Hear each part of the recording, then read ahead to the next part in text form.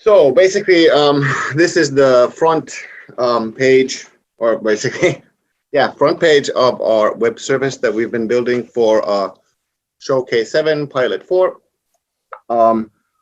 What this pilot deals with is hydrological forecasting for a hydropower company in northern Finland. So let me pan the map a little bit. Unfortunately, you can't really zoom out from this map. We've just set it so that shows the watershed of interest. So hopefully you guys know a little bit about the geography of Finland. So this is basically in northern Finland. And unfortunately, I don't think I can get all the way to Helsinki, but I suppose you get the idea of the location. So basically, the data that we present in this web service is used for hydropower production optimization, and then also for assessment of modeling and monitoring uncertainties.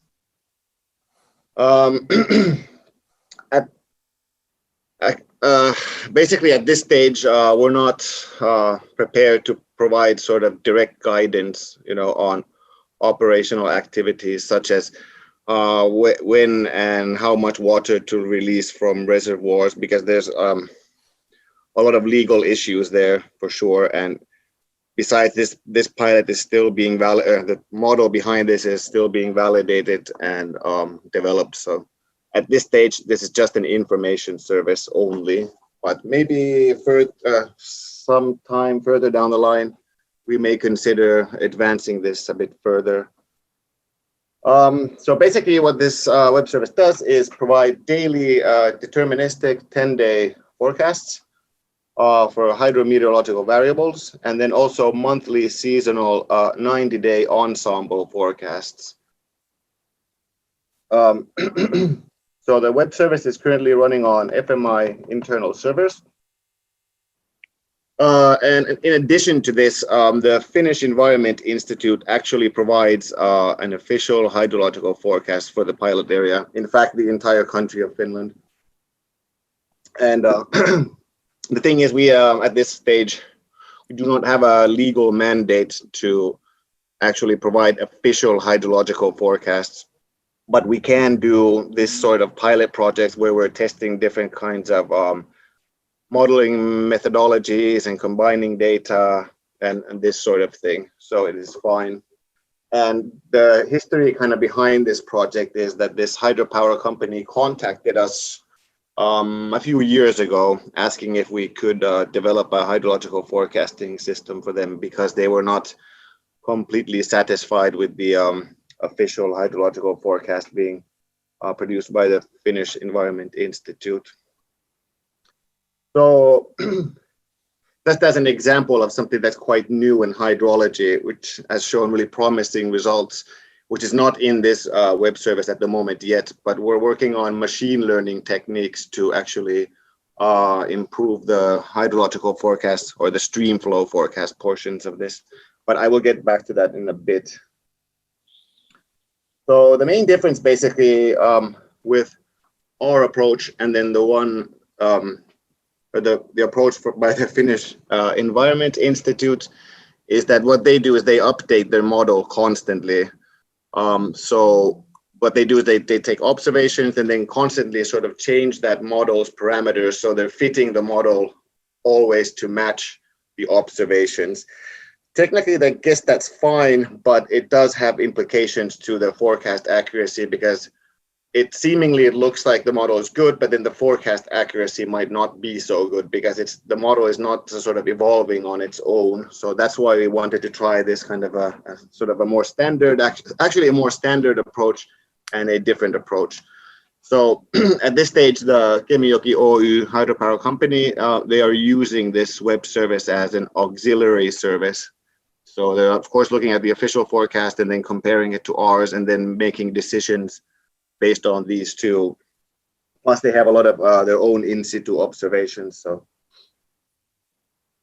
another thing that another problem with the Finnish Environment Institute's model is that they don't really provide sort of uncertainty estimates of their forecast at all, or like they don't also provide information if they're using satellite data for satellite snow water equivalent data for their spring forecast or not. So they just basically give one deterministic forecast, and that's their best guess.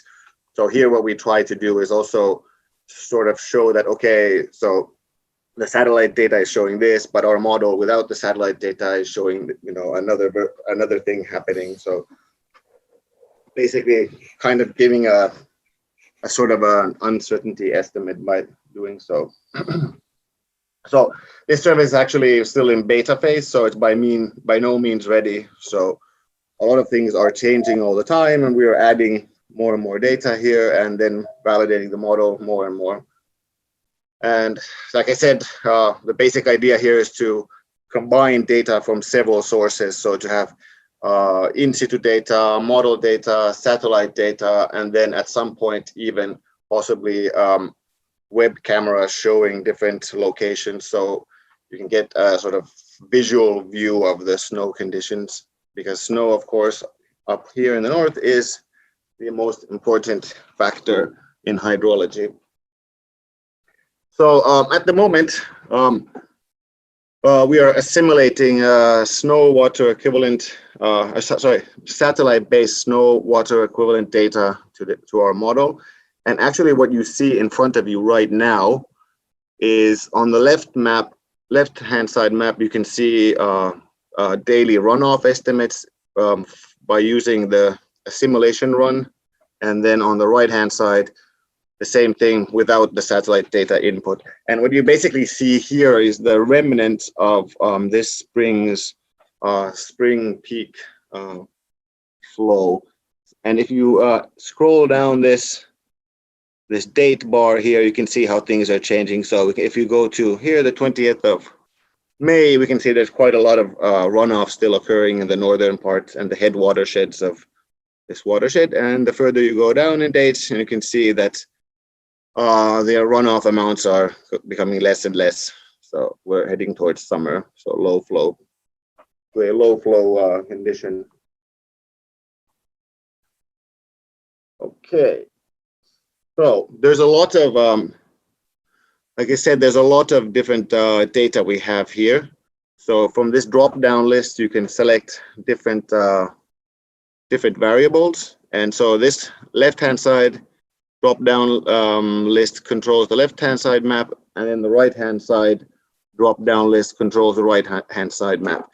You can zoom in the map and pan around. This is useful for the hydropower company, because when they're, for example, looking at snow water equivalent data, usually what they'll do is that they'll have sort of field campaigns, so they can go check at a specific point, does their sort of in situ observations match with the satellite or the modeled snow water equivalent. You can click on any point in the map. So let's click, for example, I don't know, here. So what this shows is the two variables that were selected in the map view. And what we see here is, so on the sort of the red bar graph is the simulation runoff, and then the blue line is the runoff that would have occurred without the satellite SWE simulation. As you can see, there's quite a bit of, without the satellite-based SWE simulation, there's quite a bit of overestimation in runoff, or at least there's a difference that is clearly visible.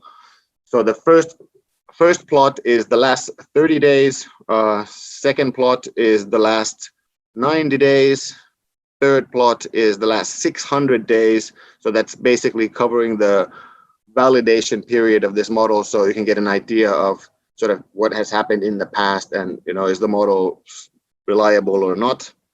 And then the last two here are just the same two variables, just separately plotted.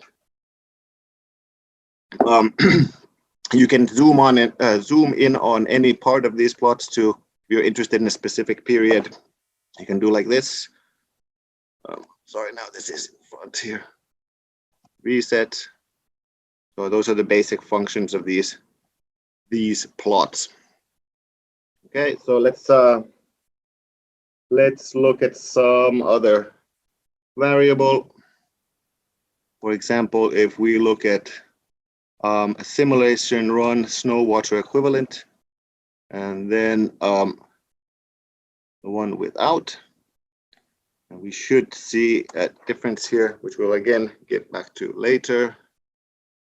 So if you look at these two plots, we can see right away that the satellite-based snow water equivalent estimate is somewhat lower during the last stages of the snow melt period. So likely what is happening is that the model without the assimilation is assuming more snowfall to occur, where in fact the satellite is saying that the amount of snow has not increased. So if there has been precipitation, it has either fallen as rain, or the precipitation forecast has been wrong. Okay, let's just give you one more example.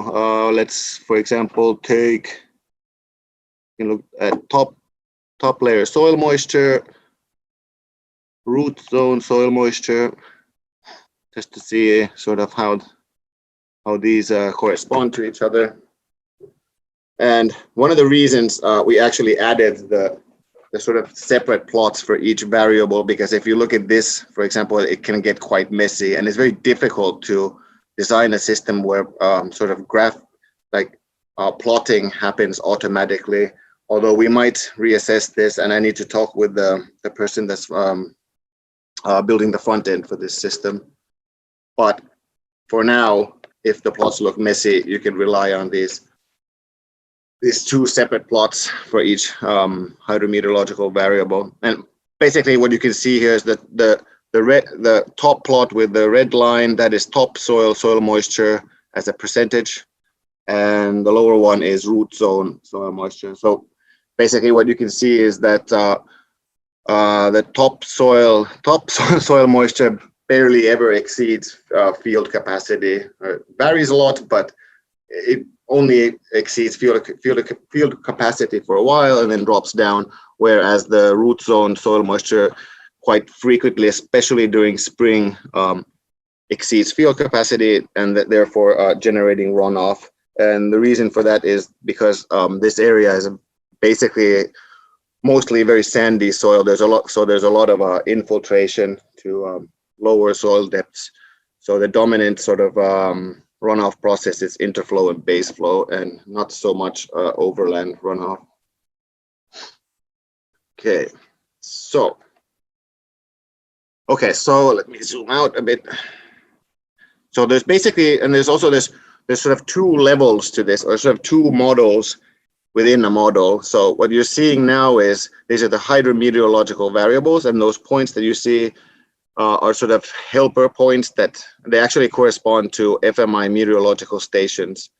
So they give the value of that variable at that point, and then the arrows down or up that are the red, green, or yellow, if nothing has happened, sort of indicate the trend. Are we in a lower? Are we in a trend going lower or a trend going higher? Okay, and then the second part of this sort of model is the actual stream flow component. So there's two models. There's a land surface model and then also a stream flow model. So here is the stream flow network. You can see, and what you can do is click on these forecast points. And in this case, you cannot click on, if you want to look at the stream flow forecast, you can only click on this specified points. And we've discussed these specific points with the hydropower company. So here's an example. So this is sort of the area we were just looking at earlier. Okay, so you see on the left-hand side top plot, that is the last 30 days again. The one below that is the last 90 days.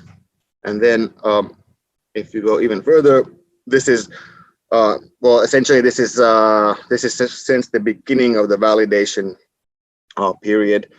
I believe it's actually now more than 600 days, but this basically has all the data that has been modeled and collected. This is a bit, at the moment, it's we need to add more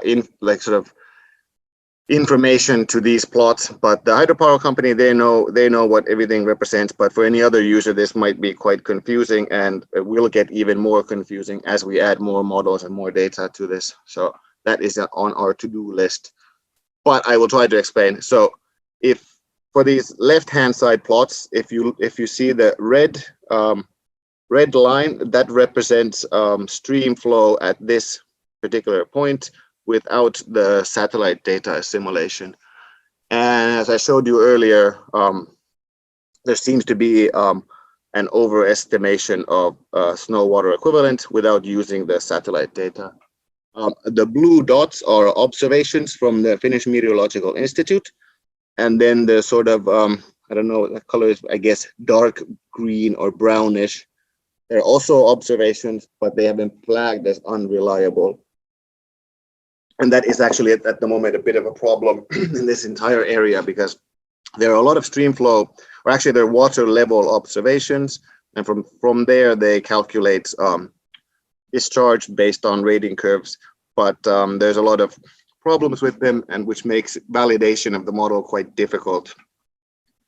And we actually need to speak with the Finnish Environment Institute about that at some point. As you can see here, this has actually affected the last 2 years. Luckily, these have only occurred during the sort of low flow situations in the winter, where the river is more or less frozen and nothing is really happening, so it doesn't matter that much. So at least the peak flow period and the summer and late autumn period, where there's actually something going on in this watershed, do not have these unreliable observations. Yes, so then the most complicated part of these two plots. So the two plots on the right-hand side represent the seasonal outlook. So what this is based on 51 ensemble members. So this is sort of a probabilistic forecast for the next 90 days.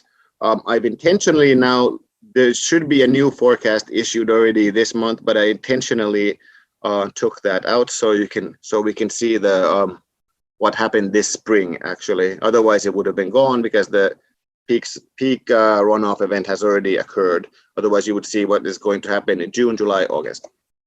So what we do is we take the 90-day period and divide it into 3 sort of sub periods, and they're indicated by green, black, and red.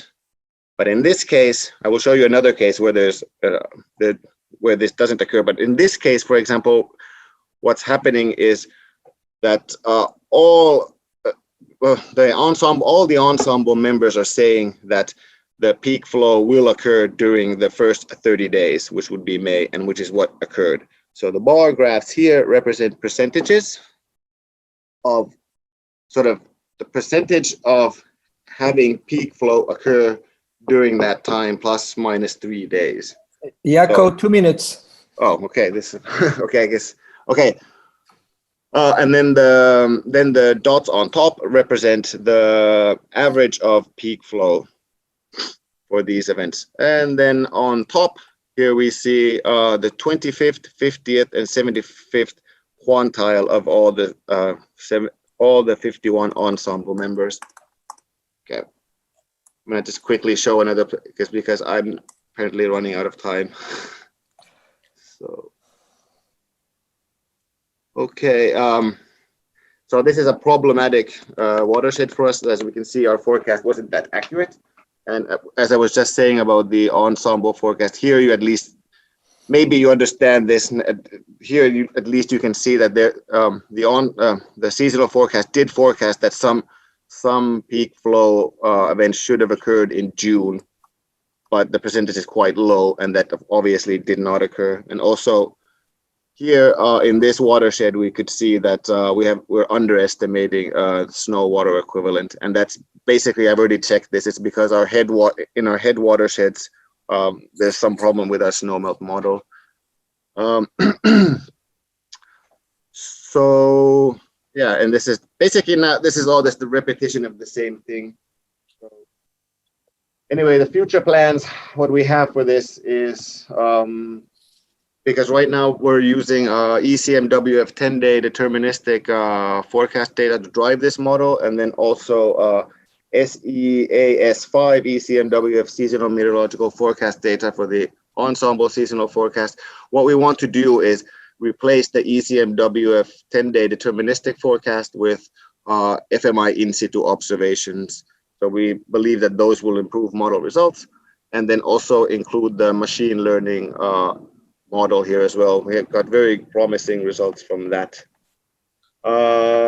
We plan to also add ESA small satellite-based soil freeze-thaw data, and then there's a new FMI Sentinel-based high-resolution soil freeze-thaw product. And as I said, the cameras and maybe some in situ observations.